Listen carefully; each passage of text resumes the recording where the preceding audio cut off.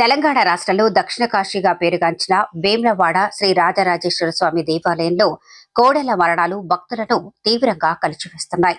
గత వారం రోజులుగా భక్తులు సమర్పించిన కోడెలు ఒకటి తర్వాత ఒకటి చనిపోవడంతో భక్తుల మనోభావాలు దెబ్బతింటున్నాయి.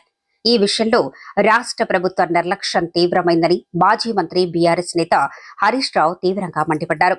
రోజు కోడెలు చనిపోతున్నా దేవాదాయ శాఖ, కలెక్టర్, పశుసంవర్ధక శాఖ ఒక్కరికి కూడా స్పందించాలనే ఆలోచన లేదంటే ఇది ప్రభుత్వం పట్ల ప్రజల్లో ఉన్న విశ్వాసానికి ఎదురుదెబ్బ అని హరీష్ రావు అన్నారు.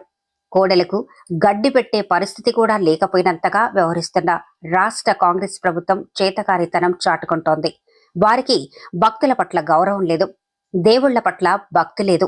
అవసరమైతే కోడెల సంరక్షణ బాధ్యతను మాకు అప్పగించండి అంటూ విమర్శలు గుప్పించారు. భక్తులు స్వామివారికి నైవేద్యంగా సమర్పించే కోడెలకు ఉన్న ప్రాముఖ్యతను దృష్టిలో ఉంచుకుని వాటి సంరక్షణకు తక్షణమే చర్యలు తీసుకోవాలని ఆయన డిమాండ్ చేశారు. వేములవాడ కోడెల మరణం తెలంగాణకు అరిష్టం. వారం రోజుల సమయంలో వేములవాడ దేవస్థానంలో భక్తులు సమర్పించిన కోడెలు మరణించడం ఇది చాలా దురదృష్టకరం. ఇది రాష్ట్రానికి అరిష్టం. దీనివల్ల భక్తుల మనోభావాలు కూడా బాగా దెబ్బతింటా ఉన్నాయి. రోజు కోడెలు చనిపోతున్నా కూడా ప్రభుత్వంలో కనీసం చలనం లేదు, ప్రభుత్వం పట్టించుకోవడం లేదు.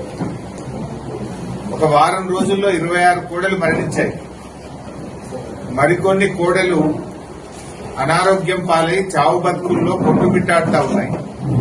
అయినా ప్రభుత్వం వాటిని రక్షించే ప్రయత్నం కూడా ఈరోజు చేయడం లేదు.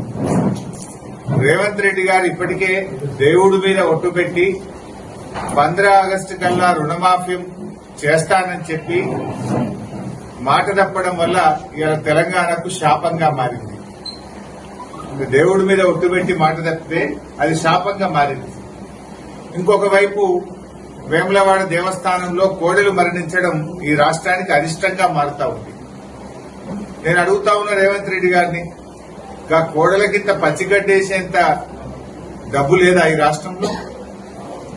ఇంత కుడిది పెట్టి ఇంత గడ్డేసే సామర్థ్యం లేకుండా పోయిందా? ఎందుకు వేములవాడ దేవాలయం మీద మీరు శీతకన్ను ప్రదర్శిస్తా ఉన్నారు? ఎందుకు ఈ నిర్లక్ష్య వైఖరిని ప్రదర్శిస్తా ఉన్నారు?